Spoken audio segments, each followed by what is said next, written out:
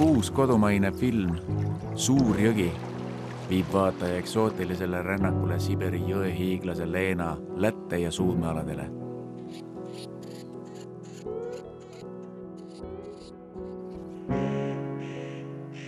Filmimehed Vassili Sarana ja Riho Vestrik seiklevad taigas, tundras ja mägedes, et avastada ürglooduse külgetõmbesaladusi.